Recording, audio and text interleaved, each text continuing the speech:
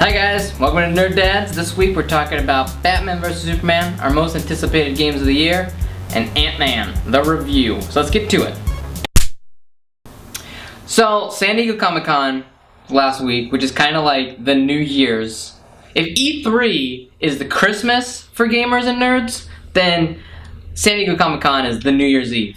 Yes. Because after E3 it's like, oh man, Christmas is over, what do we do now? Oh, hey, Comic-Con. We have to stay excited somehow. Yeah, boom. So, and not to mention PAX is what, in August? Oh. It's good to be a gamer.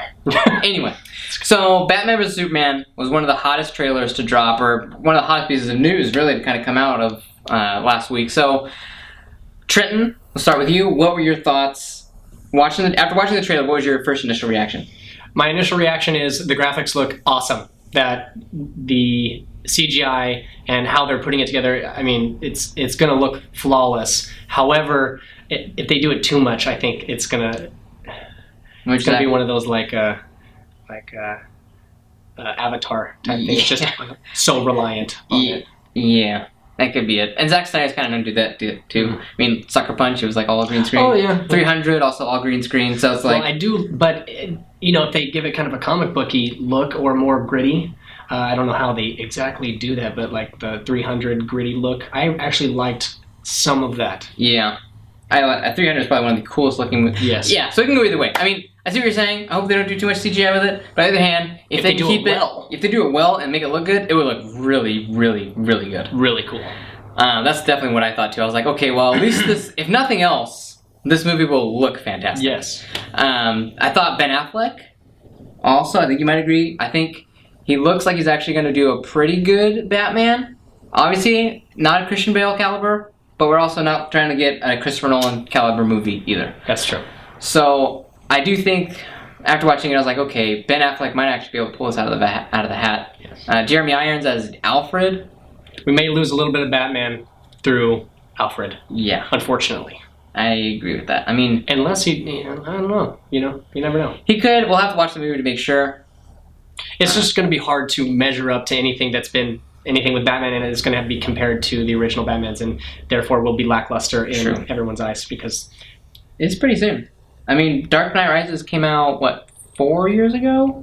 Yeah, but it's still one of the highlights of all nerddom superhero movies. Yeah, it really is like the pinnacle of superhero movies, like the trilogy. Yep. Dark Knight obviously is the best. Yes. I mean, we can all agree. By far. Best superhero movie ever made. So we'll see. I'm kind of interested. Wonder Woman. Okay, Wonder Woman is like my beef with Wonder Woman is that she's supposed to be like this big Amazon, and the cast of Gal Gadot, small and pretty, who is like basically a supermodel that is Wonder Woman, slender, skinny, doesn't look very tough yet. But she may act like it. She may. Plus, we don't know what they're gonna do to her via CGI and stuff. Yeah. How's she going to stand up, literally, measure up next to those other great superheroes? Yeah, it's true. And then also, I think they had Batman actually is going to... Oh, yeah, duh. I was thinking Suicide Squad for a second. Duh, Batman's going to be in it. He's in the title of the movie. But what's the... Aquaman. Aquaman's in it. It might be a good thing to show how the Justice League starts. I think that's going to be... maybe one of the cool things about this movie is the origins of why they are coming together. But I also kind of hope that some of the themes of a god-ish type thing versus a man is going to play out. And I also think that when Batman is fighting Superman, that they're gonna make it more about ideals, and it's more of an ideological fight rather than a fists and things blowing up, even though it is going to look cool with the blowing up and things like that. Yeah, I agree with that. That would be an interesting twist, but I doubt it would go there just because Lex Luthor is in it. That's true. And he might be the cement actually between the two. Could. Bringing them together. He could, something that, yeah, I bet you he'll be like hey, I'm going to fight you. Now I'm going to fight you too. And then they fight, and then Lex Luthor's like, well, I'm going to find a way to kill both of you at the same time. And then okay, we got to work together to get rid of Lex Luthor. Maybe. So, and then they'll make Lex Luthor shave his head. Maybe that's why he goes bald eventually. Or maybe one of them will have to make a really tough decision. Bring him to a breaking point. Who's going to be the good guy? Who's the bad guy? Who's going to save the day? True. So yeah, I mean, both are superheroes. yeah, Who's wrong? Who's right? true. That is going to be an interesting twist to see two. Oh, I can't think. Is there any other superhero movie out there where superheroes fight each other? I don't think so. Not really. At least Kind not that I remember. Yeah, not where like it's like the main premise of the movie. That'd be interesting to see. Right. Yeah. Any more thoughts on that? No. Cool. Moving on. What are your most anticipated? What's your 2015? Halo 5. All right. Halo 5. Halo 5. It's Why? going to be awesome. Because it's going to be awesome. Can you give us more details? Yes. Where do you want me to start?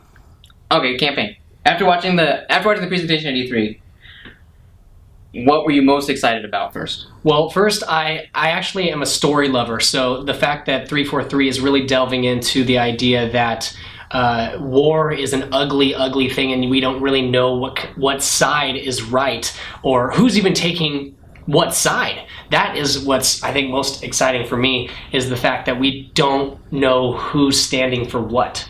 Right. And of course, I want Chief to be the good guy, but they're leaving out a huge chunk to say who's really fighting for what. True. And I'm excited about it. I think Halo 5 is going to be off the charts. I think it's going to be crazy. I mean, they're leaving it open for Chief to be a villain. I don't want him to be a villain. I'm just saying that war is so history is written by the victors. So we're getting to see who's going to become the victor, who's going to write history. Well said. Is that a Trenton original? No. I wish I could claim that. Oh man. I'm not that intelligent. Yeah. Oh yeah. All right. Halo 5 looks really good. They're also changing up a lot about the multiplayer too. Right? Yes, multiplayer is going to be changed in that. Well, first the controls are going to be changing, which is actually in the beta. Lots of the expert players were saying that the controls are very counterintuitive to where when you were playing as Halo 4, it felt right. And you got used to it. So now in the Halo 5, they're actually changing some of the way the controller works with you and what you're trying to do, which seems counterintuitive to people who have been playing Halos for a long time. So lots of people are actually going back to the Halo 4 setup because it just feels more comfortable. Oh, okay. Well, that's a bummer. Although they're making this Halo game is a Halo game made for Halo lovers. So which is interesting because they're changing up so much about the multiplayer. It's very true, but there's a lot of they're redoing a bunch of maps and bringing back lots of the favorites that people are like, we have to have a Didn't we have those in Guardian. Master Chief Collection? Yes, they did, and that's what they always kind of do, is go through a changing of the visuals, right? So it's the same like layout but the Halo maps are very, very balanced. Oh, okay. Very balanced. Oh, okay. For a lot of ways, like Lockout, Guardian. You got the big maps that are very, very balanced, like Ascension, and some of those. They're redoing some of those to get they keep that real tight gameplay where the replayability is endless. I mean, you can play the same map all day long, and you're going to have a different game every single time. Okay. Wow, that'd be really cool. Yeah, I need to get that in pre-order. That's a day one. That's a day one game. Mm-hmm. That's a day one special edition. Drop $100 on it. Not saying I did that for Halo 4. Because I didn't. But I did. But I did do that. Yes, I did. But have you know, it was my wife's idea. Oh. And that's not a lie. I'm literally at GameStop, and they're like, "Oh, you want to pre-order Halo 4?" Like, yeah. They're like, "You want the special edition or the regular?" And I was like, "Well, what's the difference?" They're like, "Well, the special edition is $100, and it comes with X, Y, and Z." I don't even remember what it came. I just remember it came in like a really cool box, and that's really it. And the case is like white and made out of tin. But that's cool. It was worth it. It's a collector's edition. Ooh, another cool thing about Halo 5 is that the story mode is going to be played with fire teams, because we're seeing Chief back in Team Blue. Oh, yeah, that's right. And the new Team Osiris, which is Locke's team. They're playing very much a team-based strategy where you can actually point at a certain objective and say, okay, go shoot over there, go run over there and hold the position or whatever, and they can. Your fire team is actually going to be there to support you while the person runs and guns, or carries out the big assassination or things like that, which is going to be so cool because it kind of is a lot like Mass Effect. Is from what I was seeing is that your team really, really matters, and it's actually that's carrying over to multiplayer. Not so much the fire teams where you go over there, but it's very heavily team oriented, where a well-rounded team, a very communication oriented team is going to be able to win no matter what because of the way they've set up the maps and things like that. I also noticed too that it's actually drop in, drop out gameplay. So if I'm in the middle of a campaign and Trenton sees that I'm on, he'll be like, hey, I'm gonna drop into Zach's game and play with him. I'm gonna be this guy. So that was really, really cool. Yes. So Halo 5 is gonna be awesome. My most anticipated game of E3 was Dishonored 2. Because after I finished Dishonored 1, I was like, oh my gosh, this game was amazing, and my ending was terrible. Like, I ended up killing way too many people. I'm pretty sure that's where I would fall into. Yeah, the plague ended up wiping out everybody. Oh. It was terrible. And I didn't even save the girl. That's right. You get to the end of the game, you already just save the girl. And you can fail. I didn't even save her. She fell off a cliff. Oh. While I was trying to save her. Good one. Yeah, it was pretty depressing. But, so Dishonored 2, the trailer looks really cool. You're gonna play as Emily Caldwell, the little girl that you're trying to save. Fortunately, somehow she lived. Don't know how, because if it's a transfer over from my story, it's gonna be a really boring game. But you play as her, and I think you're also gonna play as Corvo, because at the end of the trailer they show Corvo's mask. And you're trying to hunt down some guy, and I guess like something. The trailer is really not. It's a teaser, so it's really not specific on any of the details, except for if the gameplay is anything like the trailer, it looks like you can do a ton of stuff. Like there's a scene where she like. These two guys are coming at her and she like throws a grenade and then freezes time and then whips out her crossbow, shoots the grenade. I was like, whoa, if you can do stuff like that in the game, that's going to be so cool. So the gameplay is by far your favorite, or is it actually the story? Dude, it is all of it, okay? It's probably, so I'm coming to the conclusion that Bethesda cannot make a bad game. Think about any Bethesda, okay, so you have Fallout, you have Elder Scrolls, you have Dishonored, you have Doom. Like, they really haven't made anything abysmal bad. They even remade Wolfenstein and it was good. Ooh, that's right. That was a good game. You know what I mean? So it's like, man, they're just like really on a hot streak. So Dishonored 1, what I most loved about Dishonored 1 was definitely the world. I felt like the world was really new and fresh. All the characters seemed really different, and the plot twists, like halfway through the game, I was like, really? Like you complete these like objectives. You're like, wow, that was a really short game.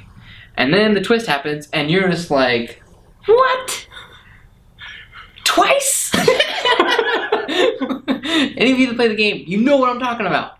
It was messed up. I don't want to ruin it for any. Oh, there kind of is a statute of limitation. I mean, the game came out in like what, 2010? If you haven't played it by now, you're out of luck. Basically, you get framed for a murder, and then these people try to help you, and then they frame you for murders that they ask you to go do.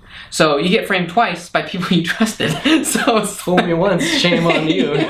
Fool me twice, shame on me. Right, exactly. So it was just like, really, it was crazy. And then by the time the end of the game came, apparently I killed like way too many people, and the guy that like was supposed to be like my best friend ends up getting mad at me, and he ends up signaling all the guards that I'm there to go make my final assassination of the game. So I die, right? Awesome. So I whip out my gun, and before he can signal the guards, I shoot him. I was like, it to him. Don't do that again. So I was like, you don't even like me. You'll be in the line just before me. You're first.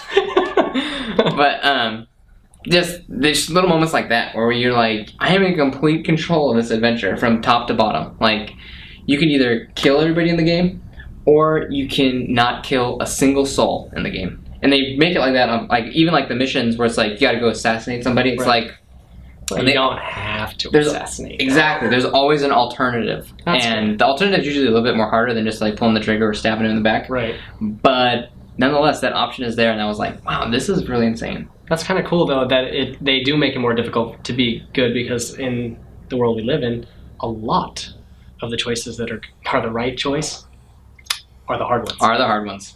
Exactly. That's kind of cool. It is really cool. Like, so I'm really jazzed about it. There's so many good games coming out of E3. There's like, I mean, I know E3 was like last month, but Kidding store. I haven't had a chance to like talk about it. And I know Dishonored 2 is like, I don't think it gets enough press. Like, I know people are really excited about it, but guys, Dishonored, you need to check it out. So, anyway, moving on. Ant-Man. We've seen Ant-Man. I'll start off. I seen the first trailer for Ant-Man, Right. and I was like, this looks really retarded. Looks not retarded, but looks really, really lame. I didn't like it. After watching Ant-Man, I don't know what it was. I don't know if my expectations were really, really low or what.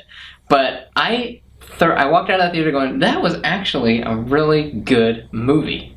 Yes. Like, I really enjoyed Scott Lang. Paul Rudd's Scott Lang. I thought they developed Hank Pym really well. Yes. I thought Actually, I think he was my favorite character. Yes, I thought he did. Yeah. See, and I think that like, I thought the action, especially, was very inventive and creative. Yes. Like, there were so many. I was like, wow, that was actually really cool. I never thought about like the way they use his superpower. Yes. Was more than just, oh, we can shrink down really small and beat guys up. It was like, hey, he can like. He also had to learn how to do that. Really, develop that. They also touched, like, them touching on that and like the developing him as a hero was really cool. There's a lot of different twists and things that went down in that movie that I was really impressed with. Yes.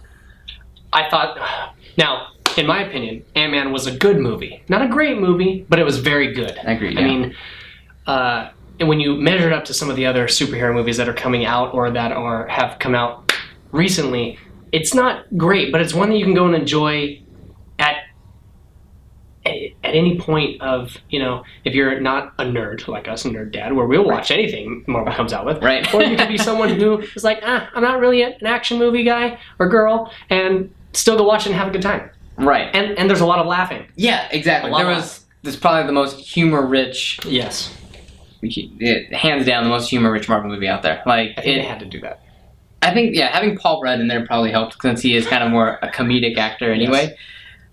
But even at that, I felt like a lot of the jokes weren't really ill-timed. I thought they were really well done. I thought they were thrown in at really good moments. I thought it was a great date movie. Would I take my kids to go see it?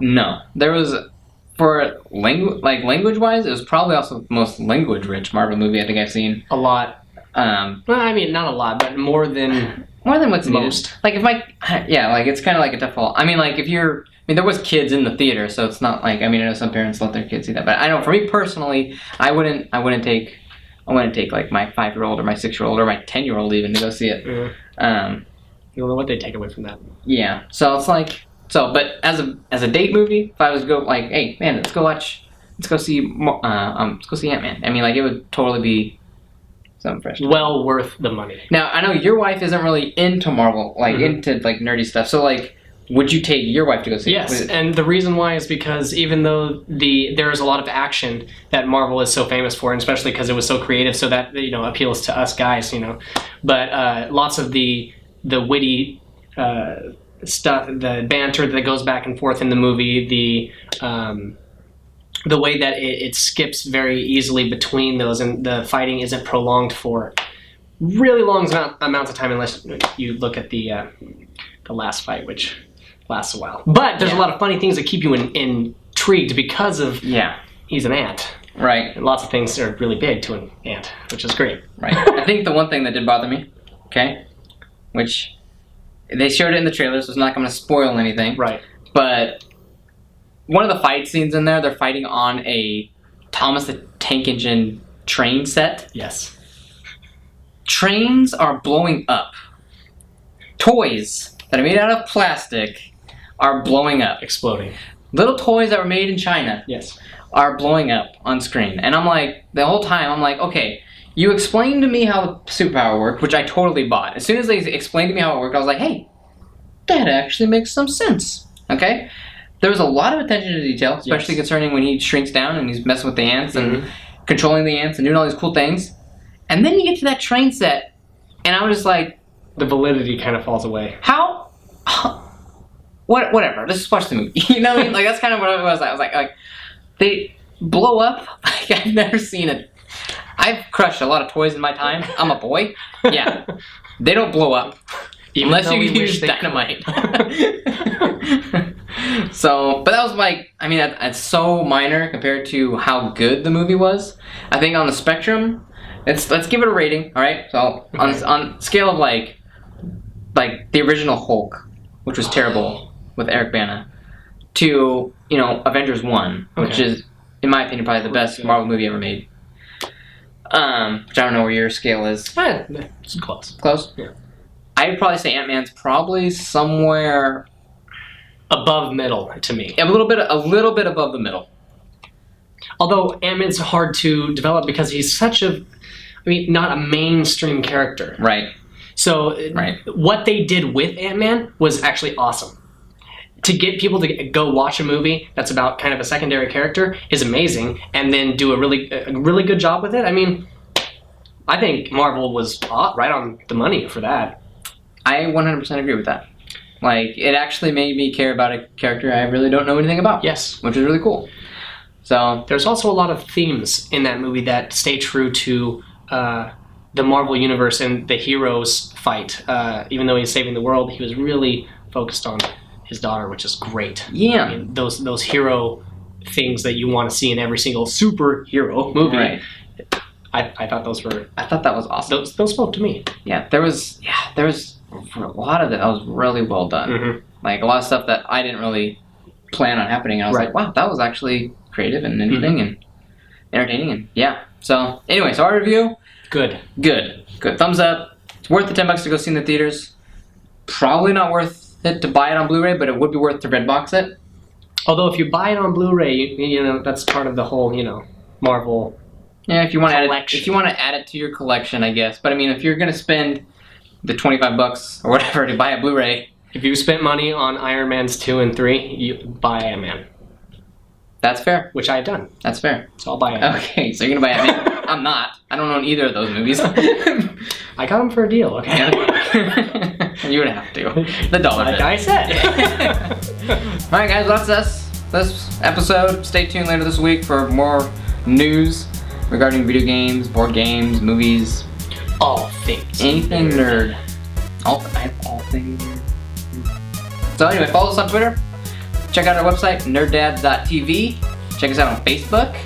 Check us out on Instagram. We're on the gram. It's all about that gram, man. Gotta get us that gram. And then we're also on Twitch. That's right, Twitch. So you can either watch me get my butt kicked in Heroes of the Storm, or you can watch Trenton get his butt kicked in the Crucible on Destiny. So Awesome. You'll know what not to do. if you want to have fun watching guys, nerd dads like us, You can make fun of us. It's okay. get our butts handed to us by a bunch of little kids, which happens to me A lot. regularly in real life, not just in video games, then yeah, check us out on the Twitch channel. So anyway, hope you guys have a good rest of your week, and we'll see you around.